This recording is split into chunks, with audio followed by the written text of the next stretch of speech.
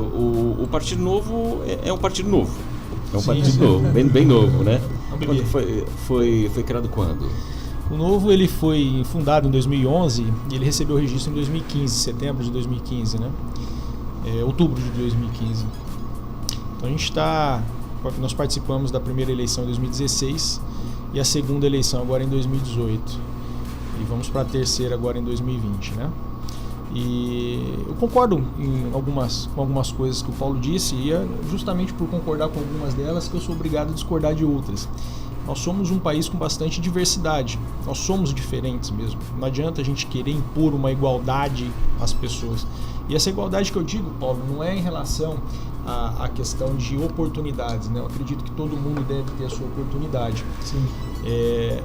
O que eu digo é que não adianta, eu gosto de arroz e você pode gostar de macarrão. Eu não vou te obrigar a gostar de arroz porque eu gosto de arroz, né?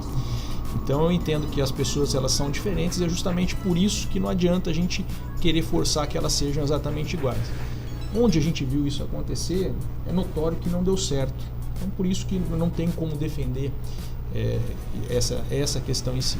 Agora, em relação à meritocracia, eu também entendo que sem a meritocracia, quando você não dá valor a ela, você acaba por criar uma legião de pessoas que não vão a lugar algum, pessoas que não têm propósito, de pessoas que não querem progredir, não têm a intenção de progredir na vida. Se você valoriza a vitimização e não o sucesso, você acaba criando uma legião de fracassados, né?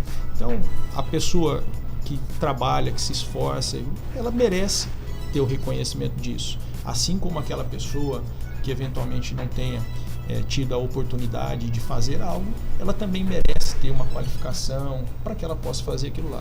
É por isso que, por exemplo, eu não entendo o foco do nosso governo no ensino superior quando a gente tem um ensino fundamental e médio em situação tão calamitosa, né? Nós gastamos muito mais com o ensino superior do que com o ensino fundamental e médio. Isso é uma aberração.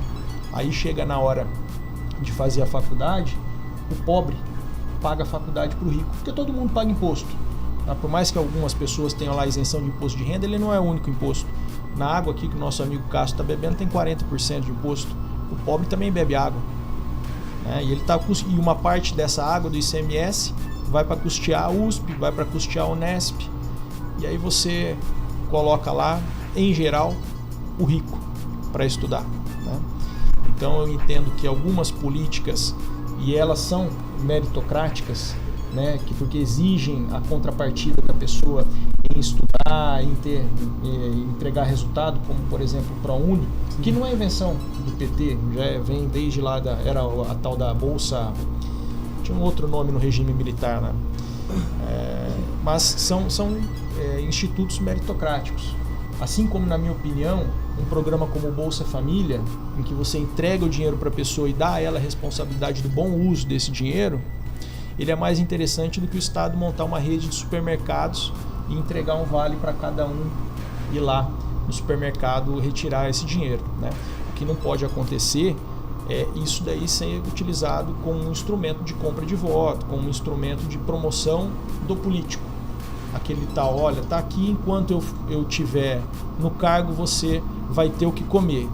E você só vai ter o que comer. Você não vai conseguir, você não vai ter escola, você não vai ter condições de sair dessa situação miserável na qual você se encontra.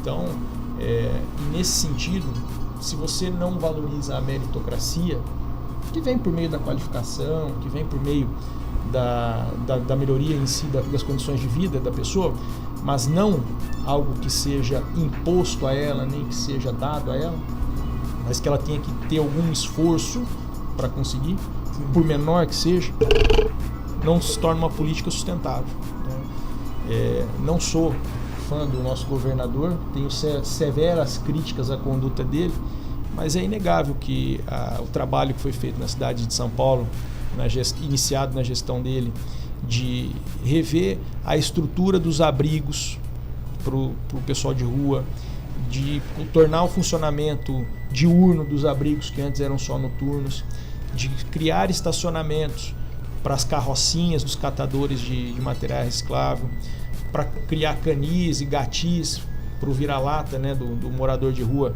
ter também um lugarzinho onde ficar, foram medidas eficazes para aumentar o uso desses espaços, para torná-los mais eficazes.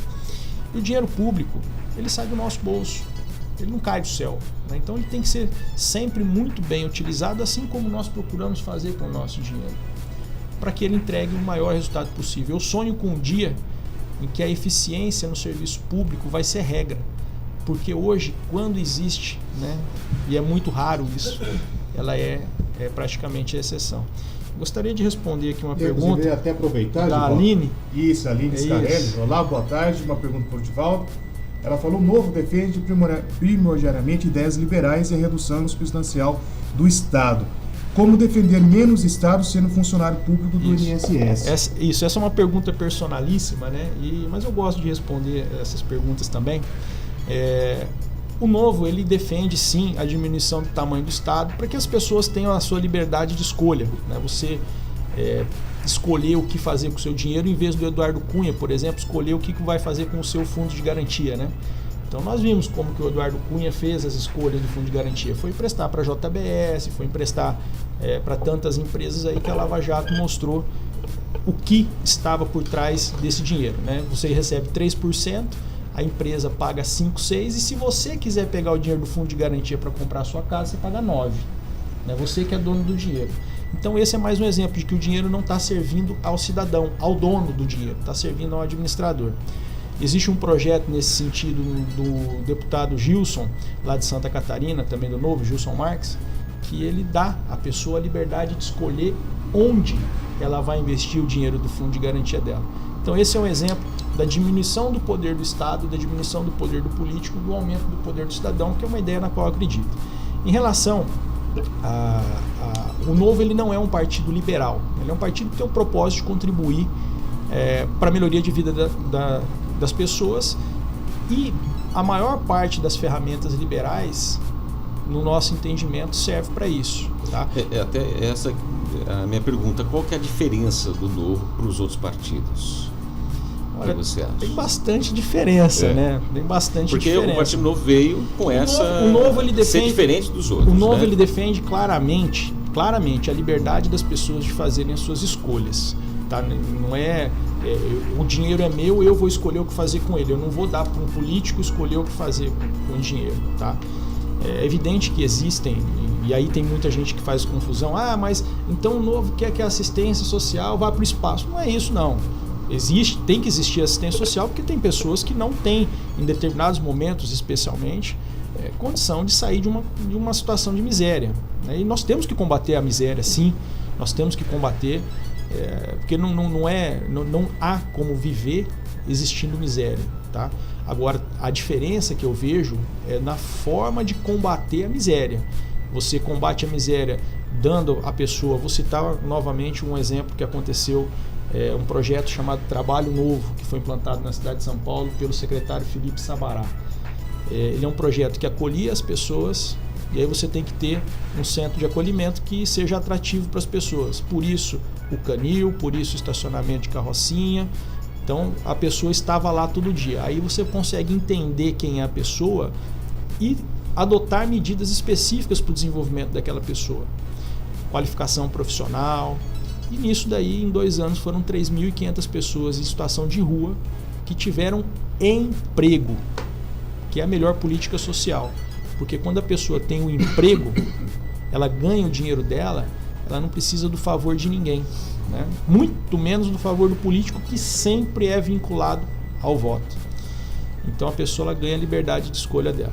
Mas eu não respondi ainda a pergunta da Aline, e eu vou voltar lá. A Aline deu uma autocutucada, eu vou aproveitar o gancho aqui. Fala, o Roberto Fioravante. Deixa eu concluir da Aline, senão ela vai ficar chateada. Que ela fala eu tenho um vínculo com o INSS já há bastante tempo, Aline, e esse é um sofrimento para mim, porque, como eu disse agora, eu gosto da eficiência no serviço público. E, infelizmente, isso não é exclusividade do INSS, eu não consigo ver isso daí tão em prática. E eu devo confessar também que nos últimos anos a coisa está pior, né? Eu ocupei cargo de gestão durante bastante tempo no INSS, e no governo Temer a diretoria a qual eu era subordinado, ela foi trocada 8 vezes, né? em 2 anos. Então, realmente você não tem planejamento, você não tem estrutura. Nesse ponto, as gestões do PT foram melhores. Agora, a eficiência no serviço público realmente ela inexiste, e isso me traz muito sofrimento. Tá?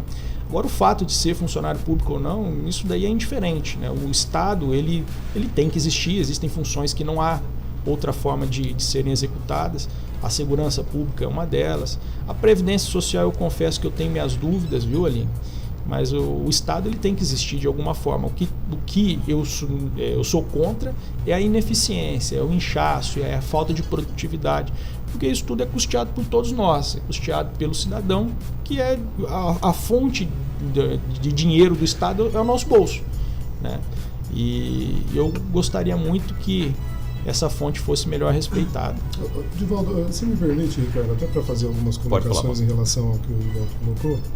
Primeiro saudar a Aline, os ouvintes, porque os espectadores, acho que é para eles. Sim, com certeza podem participar através do nosso chat. Uma comentada, Paulo, um momento, por gentileza. Roberto Feiravante Scalon, boa tarde. A oportunidade deverá ser sempre direcionada à igualdade de oportunidades e não apenas aos escolhidos pelo Estado, como o PT e o presidiário Lula fizeram ao escolher os, entre aspas, os campeões nacionais. O Celso Ganzola Bondarengo também está participando. Esse Paulo é um cara porreta, ele disse aqui, muito boa sua fala a respeito do judiciário. A Aline também, Fernando Scarelli também está participando novamente. Conceitos como a meritocracia está equivocado na visão do Edivaldo. É mais amplo porque não parte do princípio que as pessoas estão em igualdade de oportunidades num país tão desigual. Rodrigo Borambilha também participa, diferença nenhuma esse novo que o Borambilha participa, e o Roberto Feiravante também, o Scalon participa. A desigualdade é inerente ao ser humano. Não há duas pessoas iguais em nenhum lugar. E os que tentaram a igualdade absoluta acabaram com milhões de mortes, vide a Stalin e Mao Tse Tung.